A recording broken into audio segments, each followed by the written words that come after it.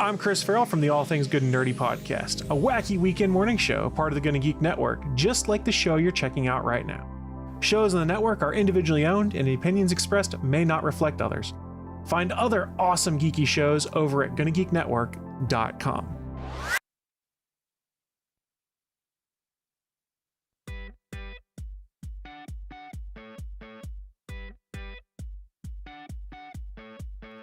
Welcome to a sweaty Better Podcasting live chat. I am Steven, and with me, of course, is SP.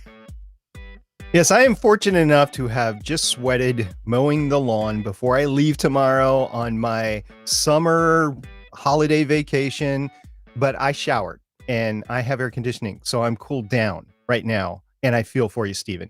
You know why I feel for you, Steven? Is because 3 years ago, we were talking about this in chat, 3 years ago, in August, so like a month away. Yeah. I was in the studio sweating my butt off while you were nice and cool up there in Canada. The tables are turned. I got to tell you, I get no joy out of it, but I understand what you're going. You get a little joy. It's okay. It's a safe place. You can admit it. That's fine. Safe place. No, seriously, I don't, because if your hardware goes down, then we're down on all our shows for quite a while, and I might end up producing, and I would prefer not to. So there you go. So for those of you who don't know this, right now, today is Tuesday, the 29th of June, 2021. And I live in the Pacific Northwest, on the as far west as you can get in Canada. And here's the deal. We're going through, well, more or less, in Canada, I said. Yeah, I understood. That's why I didn't say anything, and you stopped. Okay, just continue, please. So we're in the middle of what's called a heat dome. That's what it is. It's a heat dome, air quotes. Heat wave is going on, and weather that we're not used to seeing on this side of the countries, because it goes all the way down the west coast as well of America. So we're in the middle of that, and we didn't know whether we would do today's show or not, because the thing is, when you live in an area that doesn't usually get these sort of temperatures, and what I'm talking about is like 40 degrees Celsius sort of thing is what we were seeing in 100 to 115 degrees Fahrenheit for those out there. In my my province of BC, there was, I believe, the record set yesterday in all of Canada in recorded history of 118-ish degrees Fahrenheit, 47.5 Celsius is what it was. And we don't get that on the West. So a lot of the houses don't have heat pumps in them or air conditioning. Now, in recent, some of this has started to come in a little more because of situations that I don't want to get people all riled up and stuff. That maybe indicates that it would be a good idea for houses on the West to be a little more prepared for that. So some of the people I know who do have more modern builds do have that sort of stuff, but I do not, because my house is not that modern anymore. And so I don't. By just a few years, though. Yeah, I mean, true. Like, it was so short. True. It was probably like 5 years too early, maybe, from like being locked in, that it would have had it. So in the future, maybe I will. But what it means is I don't have a actual built-in cooling method to my house. So I have some portable air conditioners. Managed to score just a few weeks ago, coincidentally, a couple free window air conditioners. So was able to do as much as I could to keep the upstairs cool. And I've mentioned this before on the Better Podcasting main show, is that, I've got the den downstairs, and because it's like kind of by itself downstairs, I don't have any cooling source down here, just because it makes sense that it would all be upstairs rather than downstairs, as well the configuration of the den that I'm in. So basically yesterday we actually called off the Gonna Geek official show because it was so darn hot, and the high point was supposed to be when we were recording the Gonna Geek show. And I could have tried to cool, but it probably wouldn't have really been that effective, because I couldn't have cooled during the show. I didn't have a way to do that with configuration of everything, but even so, if I did, it would have been loud. And so we decided yesterday to call that off last minute. Didn't want to risk the equipment being too hot. Quite honestly, I didn't want to sit in a stupidly hot den, because things do get quite warm while we're recording. And so, we decided today we'll do a bit of a short Better Podcasting live chat, because I worked in here in the day. That's the other problem as well, is that I had to work in my den in the day. So not the most comfortable thing in the world, but That's also heat that I've added all day. You mentioned it already, but I just want to foot stomp it because you did a lot of comfort in the fact that it's just hot in there. And a lot of people listening might be thinking, well, just suffer for your art, man, and get in there and record. Yet you did mention it. I want to foot stomp it. And I just mentioned that again because I really want to foot stomp it. It is protection of the gear. Mm. And I'm just estimating the what I know what Steven has. It's like $6,000 worth of podcast equipment between his PC, his monitors, the audio gear, and everything else. Maybe that's a little high. I don't know. But let's just say it's like somewhere between $4,000 and $6,000 worth of stuff. And if the heat and humidity gets in there while it's operating and it burns components out, that is stuff that he's going to have to diagnose later. And then he's going to have to buy something new to replace it and then redo his stuff. And it's just easier in this case on a hobby podcast to say, we're just not going to go today.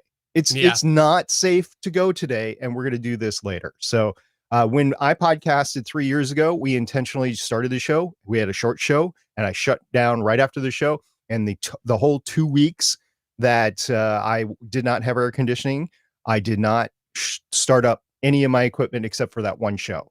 So that's just how we feel about overheating stuff, because we both feel that we have inadvertently overheated and ruined equipment in the past. So this is an equipment safety factor, not a personal comfort factor.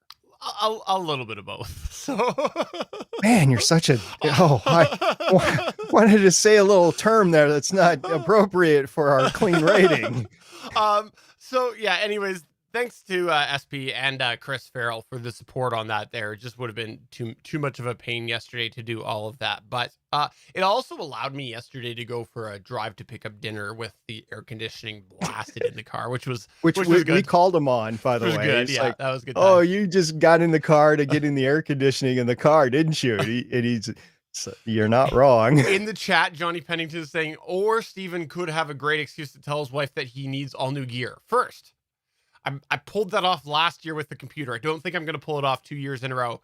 Secondly, and probably means that I have to go away from the Rodecaster Pro to the Zoom L12. So don't really have to buy new gear, unfortunately. So I have a fallback there. But if I don't have a computer, Johnny, you're not getting the show. So do you really want that, Johnny? Because it might mean no more better podcasting. Do you really want that? Talking about gear, we did get a chat at the beginning of our live stream here. We did get a question in the chat, and it was from Betsy. And she said she had a question, and that's what we're here for, is to answer your podcasting question. Betsy said, is my Zoom Podcast P4 considered an audio interface? Well, first of all, I think it's a Zoom PodTrack P4, right? But that doesn't matter. Is it an audio interface? Well, yes and no, in my opinion, and Steven will answer this as well. In my opinion, it is considered an audio interface. So what is an audio interface? It's a device which can take a XLR input or maybe 1/4 inch input and then translate that to a computer or a mobile device through USB. And that is exactly what a PodTrack P4 does. Now, it does more than that. It also records individual tracks, and it does some mix minus stuff in there. You can monitor from it. So it is a multi Swiss Army knife device, basically, for podcasting. But one of the things that it can do is be considered an audio interface. So you can use it just straight into your computer as an audio interface. I've done it with the Zoom H8 before. I use that as an audio interface. Can't record on the H8, but you can use it as a audio interface. The PodTrack does one better, and you can record at the same time that you're using it as an audio interface. So, Steven, what are your thoughts on that? Yeah, no, I agree with everything you said. How many inputs is on the P4? 4, right? Yeah. So the only thing that you would need to know is that the P4 is a 2-in, 2-out USB audio interface. What that means is that the USB signal coming in is 2, which is basically probably a stereo signal. It's probably giving you the left and the right. And then the USB going into the P4, according to the spec, is 2 as well, which again is probably stereo. That's my guess on what that is. I haven't used it myself, but it does clearly say 2-in, 2-out, meaning, and that might be where some of the differences between what some people think of as an audio interface versus this in audio interface mode. A lot of times when people are talking about an audio interface, they mean that if it's got 4 inputs, it has 4 streams going into the USB or whatever the connection method is. That's what a lot of people think of. Basically, the amount of jacks go in on an individual channel to the computer. I don't actually agree with that definition, but of people that think that way, I actually agree with what SP said, is that it is an audio interface, even though it's only 2 in, and there's 4 inputs altogether. I think that that was just worth mentioning because that might be where some of the differences in the perceived definition of an audio interface. Right. So we also got another question or another statement, I guess, from Suncast in the chat, talking Yeah. about gear again. It's Yeah. on the gear train here. And he said, it's why Steven needs a mobile podcast studio in his car. And to that, I want to say he kind of already does, because he does have a Zoom PodTrack P4, Mhm. which he could use in his car in association with a mobile device, provided he has strong enough 4G or 5G or Wi-Fi somewhere. Yeah. So this is possible to do. But if you podcast in a car that's running with active air conditioning, you're going to get a lot of wind noise from the air Mhm. conditioning and maybe some engine noise. Just say. Yeah, I agree. I would also have to drive because there's no idling bylaws. So to have the AC going, I would have to, I'd have to technically be driving. So I'd have to basically get my young son to drive. He's old enough now. Or your significant other could drive. It could be like a date. I'll get my old, no, I'm just, thank you for the idea, Suncast. I also want to note another idea he had yesterday because he got wind of this cancellation of the Gonna Geek show. And Suncast also suggested that what we could do for the Gonna Geek show is that our co-host on the Gonna Geek show, Chris Farrell, who also does some video streaming as well, he could just have a static picture of me on screen, and they could include me that way. And what would happen would be that SP would do the voice, his best Stephen Jondrew impression. I like that idea. I thought they could have rolled with it. I would have been okay with it. And I think SP would have channeled his inner Canadian very well. I honestly was all for it, and I was about to actually agree to do it. This is the reason why I didn't, because I knew that this heat wave was going to be going on for a while, and that we didn't know how much editing time Steven was going to be able to do in the next week. So we decided to cancel it, not just for that night, but also for the editing time in the remainder of the week. So we're always conscious of that. It's not just the day of. It's like, what do you got going on for the rest of the week? What is your schedule like? What is the weather going to be like in this case? What are the factors, not only for the show itself, but for the post-production? And since Steven does all the post-production, we had to take that in consideration. At least Chris and I did. So there you go, Steven. We were thinking about you. By the way, Johnny Pennington, just to pile on to this Steven's heat talk discussion, he said if it gets much hotter for Steven in Canada, he could do a show in his refrigerator, allowing a test case of reverb and soundproofing. There is a show there. I'm sure of it. First off, and also we don't advocate climbing into appliances. Let's get that out of the way. I was going to say there's probably some laws against climbing into a refrigerator. I know they don't lock as they used to, but I think there's some laws against that. So I like the idea in joking fashion. That's where I like the idea. I mean, we could go into some film and TV to stem off of those ideas. There's the whole blow up the refrigerator in Indiana Jones thing. I mean, you could have been in there for that, yeah.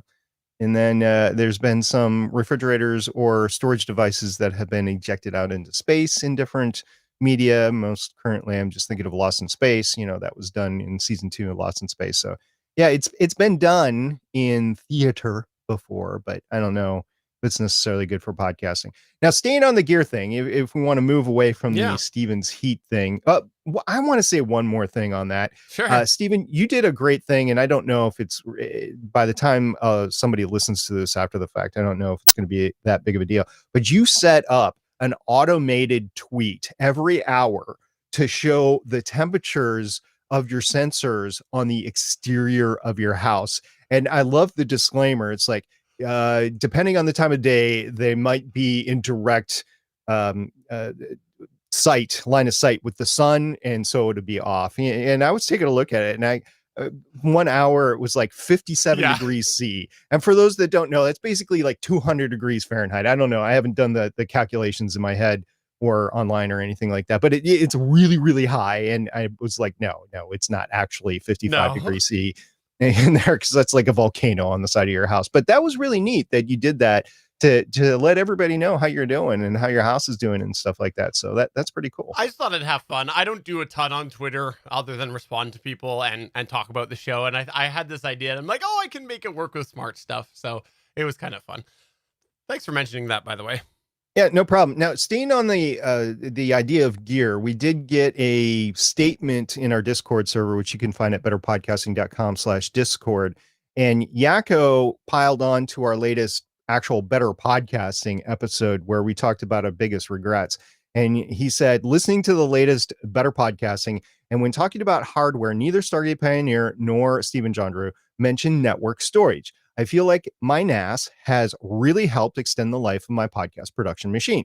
I still work on files locally, but offloading them when they're done has been great. It also has great cloud backup options that help ease my mind. And to all that, I want to say that I agree with everything that Jeremy just said there. For those that don't know, Jeremy is Yakko.org, and he is the one of the guys on the Transmissions podcast and the Transmissions network over there. I agree with everything that Jeremy said there.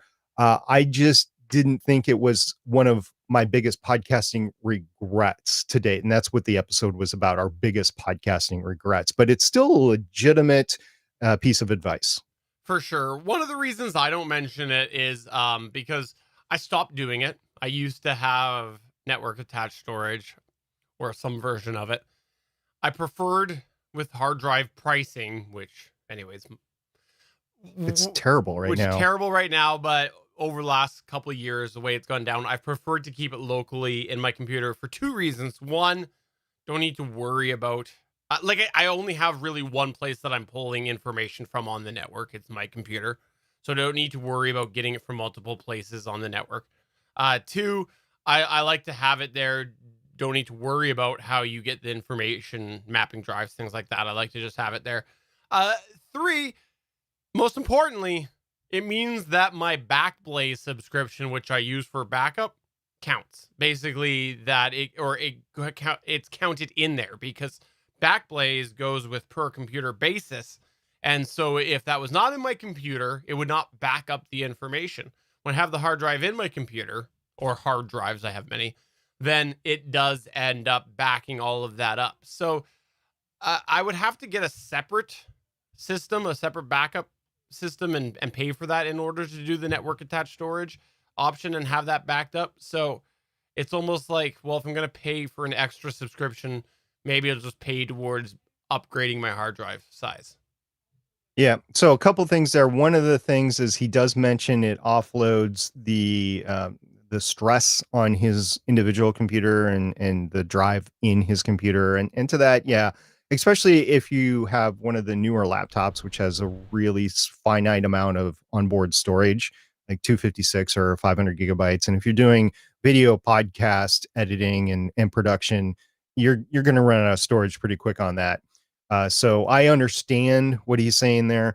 But the other thing that I'll say is for any backup solution or any file storage solution, what you want to do is follow the rule of 3, 3, 2, 1, 3 total copies of the file, 2 locally. So like 1 on board your machine and then 1 on either a NAS or an external hard drive or maybe another computer that you have in the house, something like that. And then 1 that is geographically separated from where you are. And cloud storage does count for that. So I have Backblaze, and that's how I deal with things. I have an external hard drive on a USB hard drive on my computer that I store everything to. I've got enough storage in my computer for now. I'm looking for more, believe it or not. And then I have Backblaze that stores everything on my computer, which does include that USB external hard drive. So I'm kind of double storing some stuff, but as there's not, I guess I could exclude the extra drive, but why in my case, I think it's fine just to roll with it. So If you're looking for backup solutions, NAS is something you could do. But like as Steven said, if you're doing for that geographically separated storage, it might actually cost you extra to go outside your computer. But if all you have is a laptop or something you can't add a 12 terabyte drive to, then it starts to make a little bit more sense. And the last thing I want to mention on that as well, one of the other reasons we probably wouldn't get too much into the weeds of it, or at least I should speak for myself, I would feel a little hesitant about that, is because there's probably people going, NAS, network attached storage, mapping drives. The heck are you guys talking about right now? Because when we talk to the audience here, we try to consider everybody's skill set, and I think once you get into what's called network attached storage, which for everybody that is asking those questions, what it is you're keeping your information elsewhere, not on your computer, but basically you have a device that has the hard drive or hard drives in it that is attached to your computer network, and that's where you're getting your information from. There's people that might struggle to do that because we have a lot of techie people that do listen to this show, and people like myself, I'm techie, and so network attached storage is something in there. We do have a lot of people as well that listen to this show that are not techie whatsoever. They have no interest in being a techie person. They're looking to podcast as simple as possible. So the idea of network attached storage might be just a level too far for them. So that's where I would have some hesitation as well. Damien in the chat brings up this episode of the live chat brought to you by Backblaze. Unfortunately, we are neither sponsored by Backblaze, nor do we have like an affiliate link or anything like that. We both use it because it's both useful to us. Yeah. I could have used it a year and a half ago, like at the beginning of the pandemic. I lost one of my internal hard drives. I mostly saved it, but I had a local back up to my external hard drive that had failed for a couple of months and I didn't notice it. So bad on me. But Backblaze just automatically does it. So I might lose a day or two or a week if my computer is not up and running during the backup time. But I do enjoy that because I know it's working, and if it's not working, it's going to tell me it's not working. So I'm not sponsored. We're not sponsored by Backblaze. You pick whatever cloud storage option you want to run with. We just run with Backblaze. We are at the end of June of 2021. This is halfway through the year of 2021. And although we haven't really talked about it this year, I just want to mention that if you have any goals for the year, how are you doing on those podcast goals? This is a great time to assess them. And maybe it's time, if you don't have any, to make some for the rest of the year. I just want to throw that out to you. Goal setting this time of year. We're trying to keep this episode short, so I won't elaborate, but this is the time to do some goal assessing for your podcast. I have something I wanted to mention that I thought of while I was mowing the lawn. And no, I wasn't listening to Better Podcasting while I was mowing the lawn, but I did think of this while I was mowing. I know I should have. I know why not. You ran out of episodes. That's why not. Yeah, that's right. No, we talked last week on the main Better Podcasting show about some of the changes to Anchor and how they're making RSS feed auto generation not happen anymore. You have to go in and basically request an RSS feed to be generated. As well, they're no longer auto submitting to Apple Podcasts, and we talked a little bit about that from the benefits of the user and whatnot, and what we thought about that. There is something that I think in retrospect might be a little obvious that we didn't talk about, and that it's basically a business ploy to not give Apple business. And like, because here's the thing is if you're automatically sending, and again, Anchor owns Spotify, if you're automatically submitting that to Apple Podcasts, and Apple Podcasts is now doing subscription, you're enabling your competition by doing that. So it's actually in Spotify's best interest if they're not auto submitting to Apple, because now they're auto submitting to Spotify, which we did talk a little bit about, but they're basically making it so that their own platform is submitting to itself and keeping to itself, and not giving that business, so to speak, to Apple, which is a competitor.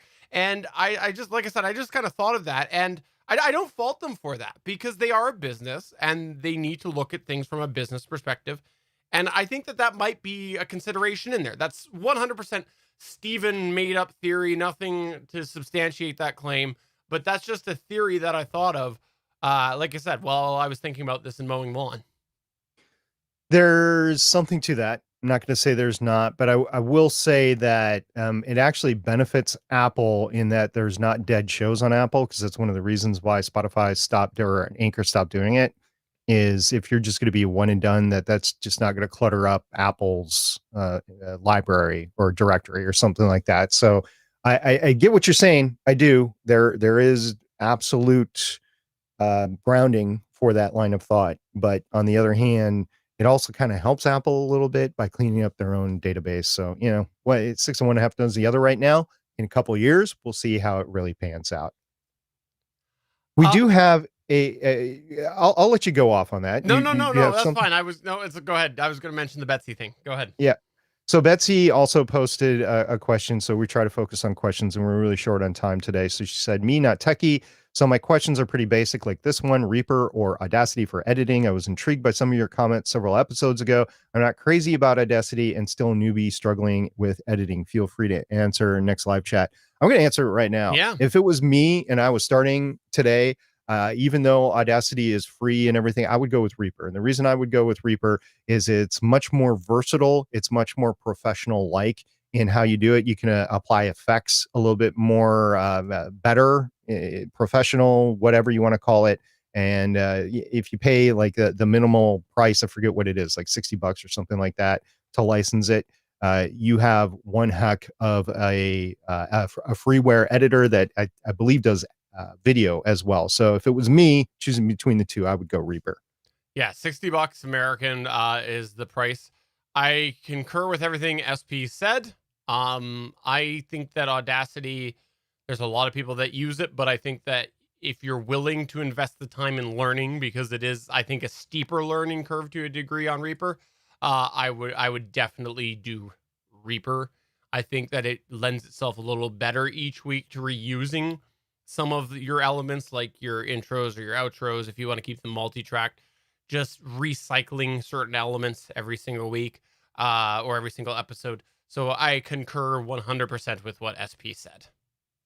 The one thing I don't know if Reaper has this, but the one thing that Audacity has, and you might just use Audacity for this function, is the truncate silence function. It does help with those long silences. Yeah. I mean, you don't want to truncate them too short. You don't want to make them like 0.3 seconds or something like that. So somewhere along like 0.85 seconds to like 1.5 seconds or something like that.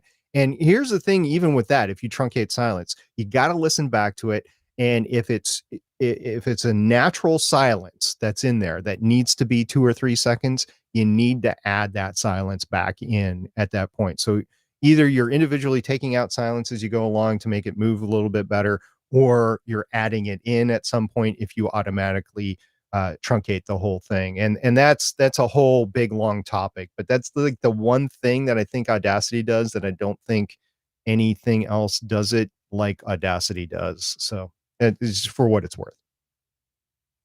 I'll reserve my comment. Yeah, go ahead. I mean, we're short on time. The other thing that I want to highlight as well along that same line, though, is that like the noise reduction in there can actually be pretty good as well in Audacity. But Yeah, that's true. here's the thing. I don't use Audacity to edit. I just don't. I do occasionally use the noise reduction function. You don't need to just go, I'm using Reaper means I'll never touch Audacity. Sometimes I do have somebody on the show or the Gonna Geek show that might have a noisy line, and what I do is sometimes I will pull it in there if my noise removal plugins that automatically try to pick it up don't work. Sometimes I'll go in and I'll pull it into Audacity, run the noise removal, and then save the file and then work with the file. Like, you don't need to be like, well, there's no Audacity for me. Yep. I use Audacity every week for Legends of S.H.I.E.L.D. What I should do is transition to Reaper for that portion of it, because I do produce the show in now Vega's Video Edit 18, and then I go to Audacity to do the audio portion of the show. And I should try out Reaper just for the heck of it and try it out and see what it is. But we've got a few other things to talk about. We can save them for next week, or if you have any last shots, Stephen. Well, I just want to mention something that is kind of related to the RSS thing that we briefly talked about before. And obviously we've talked about how the RSS is really important right now, but earlier today I was on a page and I happened to see somebody talking about their podcast, or yeah, it was their podcast, and the someone said, "Hey, I just realized that my podcast feed of this hasn't worked since December. I missed so much."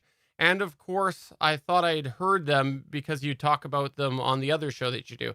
And then the person responded, "Oh no, were you able to get it working? I can send you an updated RSS link if you need."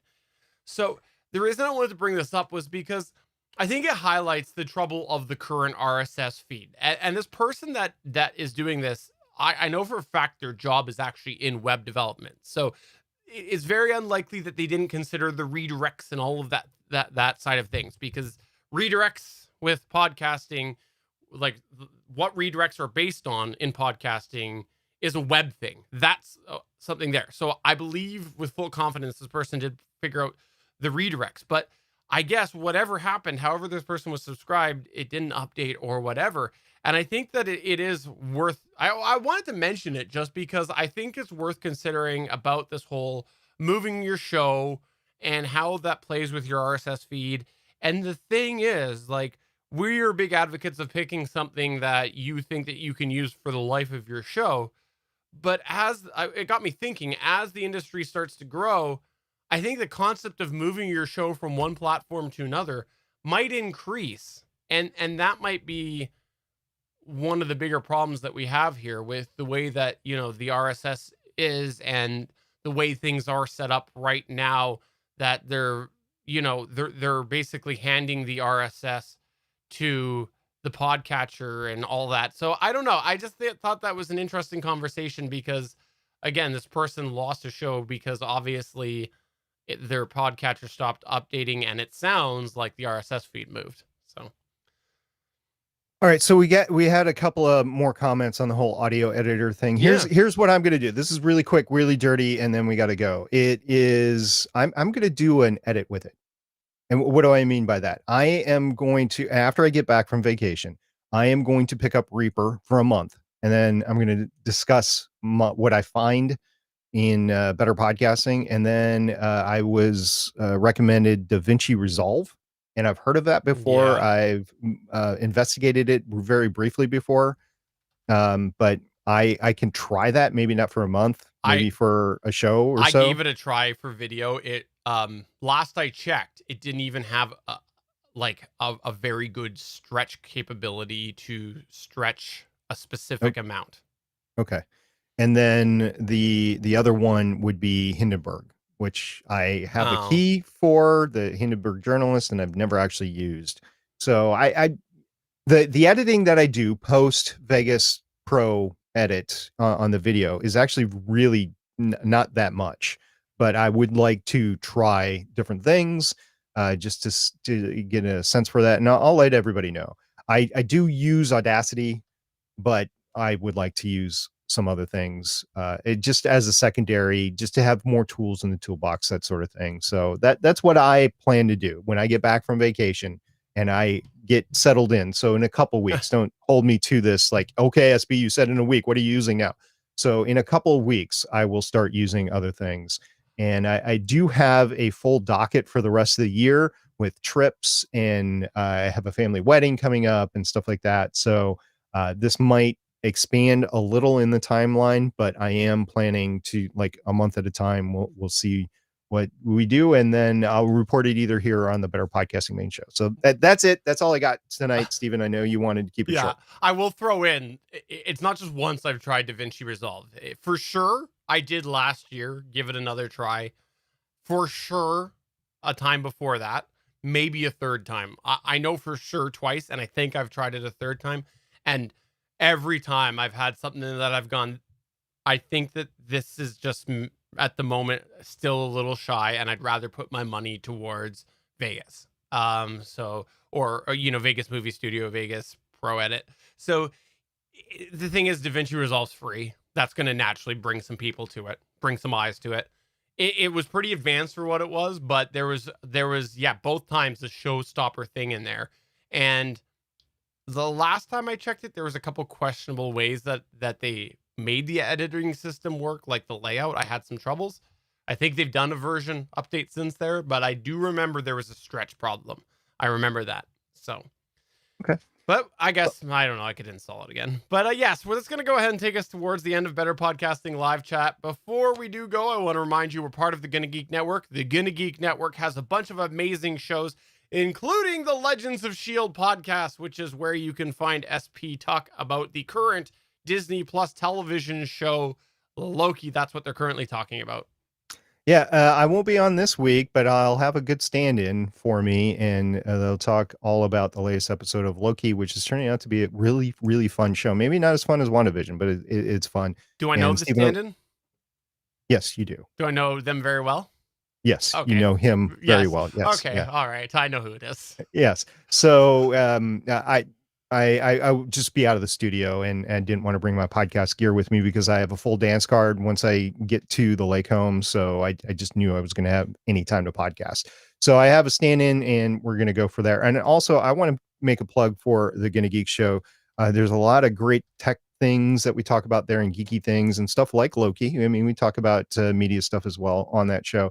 But I am really loving talking about space stuff, especially in 2021. So much going on this year with James Webb, with SLS, with Starship, with space tourism. It's a really fun time to be talking about space stuff and everything else as well. So yes, catch the GonnaGeek.com show and Legends of S.H.I.E.L.D. over on GonnaGeek.com.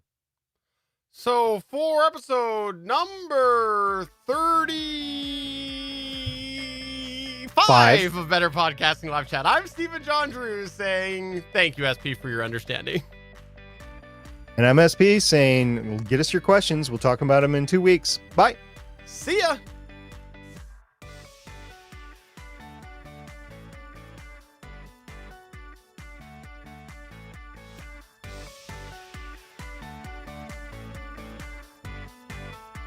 Thanks for checking out another episode of Better Podcasting.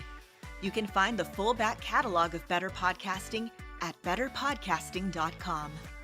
If you're into geeky podcasts, please check out the other podcasts on the Gonna Geek Network at GonnaGeekNetwork.com.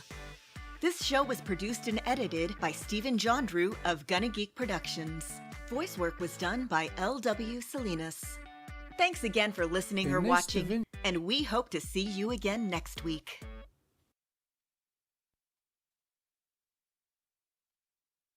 All right, just to explain the question that you asked about the adjusting of the time.